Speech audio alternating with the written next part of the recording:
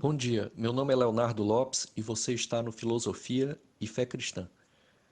Hoje vamos tratar acerca das considerações que o Colin Brown faz sobre Aristóteles. E é bem sucinto, é apenas um parágrafo e segue bem a dinâmica do livro dele, que é oferecer informações às vezes rápidas e que qualquer pessoa que não tenha tido um acesso maior à filosofia possa minimamente entender. Também segue aqui um padrão do início desse capítulo, que é o capítulo 1, que é a Idade Média, em que ele considera que o mais importante é justamente começar pela filosofia medieval, porque é onde há o primeiro contato da fé cristã com a filosofia de uma forma mais intensa. Mas é óbvio que ele não poderia deixar de lado dois grandes gigantes do pensamento filosófico, como Platão e Aristóteles.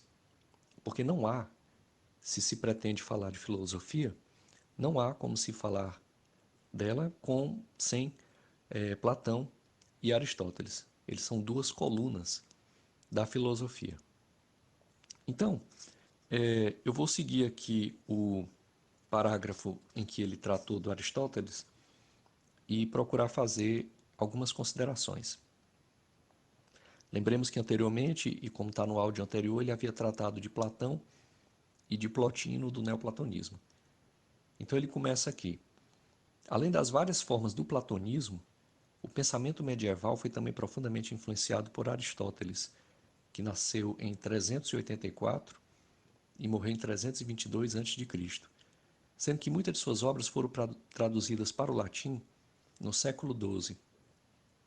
Ao contrário de Platão, as obras de Aristóteles elas foram inicialmente perdidas, principalmente por conta de guerras, invasões, e elas ficaram salvaguardadas entre os árabes.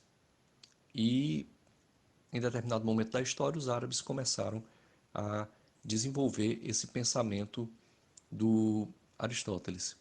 Foi Tomás de Aquino quem conseguiu, porque no começo a Igreja Católica não permitia que fosse lido Aristóteles, foi Tomás de Aquino quem trouxe, quem renovou os estudos sobre Aristóteles, mas isso já no século XII. Muito bem, então, continuando aqui o que o Colin Brown fala. Platão acreditava num mundo de ideias ou formas espirituais relacionadas entre si, sobre as quais havia a forma do bem.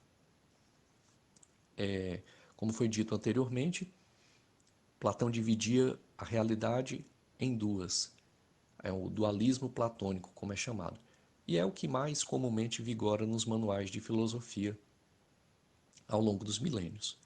Seria então a dimensão sensível, o mundo empírico, que é o mundo daquilo que é perecível, o mundo daquilo que é corruptível, quer dizer, que se desgasta, que vem a ter um término. E é o que nós propriamente podemos ver, o mundo material. E o mundo suprassensível, que seria formado por ideias que são modelo para esse mundo. Por exemplo, se demos aqui o clássico exemplo, né? Nós temos várias cadeiras, eu posso, mesmo elas sendo diferentes, mas eu posso usar a mesma palavra, cadeira, porque há um modelo por trás, há um modelo que é subjacente a elas, que é a ideia de cadeira, ou como a gente pode chamar, a cadeiridade, que é o que nos diz acerca das cadeiras empíricas, né? Já o Aristóteles, e aí o Colin Brown continua aqui, Aristóteles acreditava, por contraste, que as ideias existiam somente à medida em que eram expressas em objetos individuais. Então todo mundo aqui já deve ter visto aquela clássico pintura chamada Academia de Atenas, em que você tem lá vários filósofos e Platão ao centro, né, tem entrando a academia, Platão e Aristóteles, um do lado do outro. E o Platão ele tem a mão apontada para o céu, e o Aristóteles tem a mão apontada para a terra. E é justamente essa relação que foi feita e traduzida em torno desses dois autores. Platão aponta para o mundo suprassensível, Aristóteles aponta para o mundo sensível, o mundo empírico. E aí, lembremos que Platão ele tinha um certo não, ele desprestigiava as coisas empíricas, porque elas eram cópias. Elas continham graus determinados de imperfeição. Por exemplo, a pintura por Platão era a pior das artes. Por quê? Porque ela estava fazendo uma cópia da cópia. A natureza já era uma cópia. E aí a pintura era a cópia da cópia.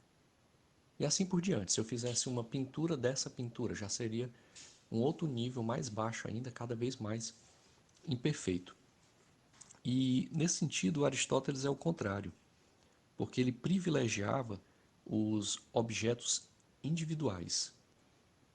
E isso é importante dentro do contexto da fé cristã, se nós analisarmos, por exemplo, uma consideração que é feita em torno do pensador Francis Schaeffer, que quando ele vai falar de Aristóteles, ele vai mostrar que antes, isso aqui falando bem a grosso modo, antes de Tomás de Aquino utilizar o pensamento de Aristóteles, nós tínhamos uma tendência a ter os valores absolutos, transcendentes, metafísicos, conceitos suprassensíveis, regulando a realidade, como se você tivesse um princípio geral que transcende toda a realidade e ele organiza.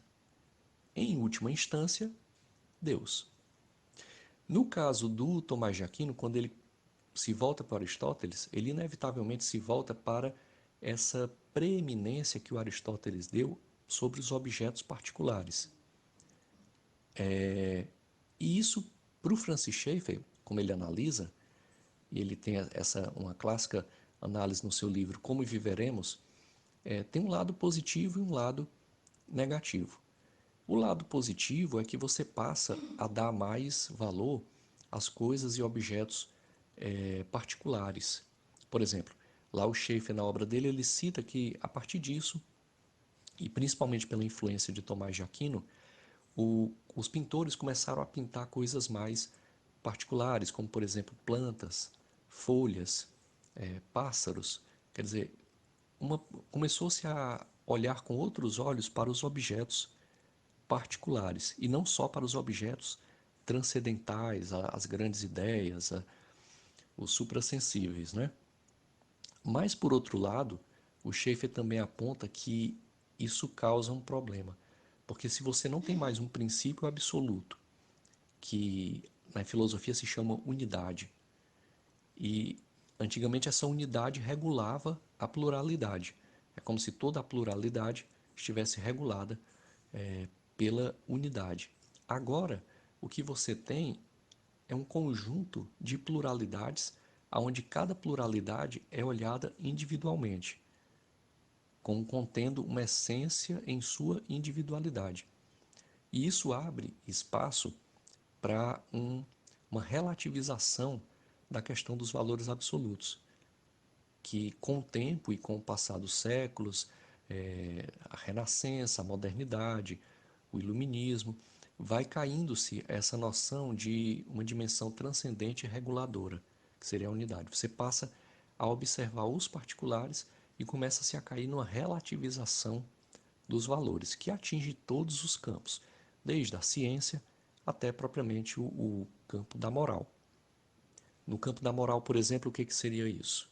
Se você antes tinha um valor absoluto que regulava a moral, e todos os valores particulares estavam submetidos a ela. Agora não.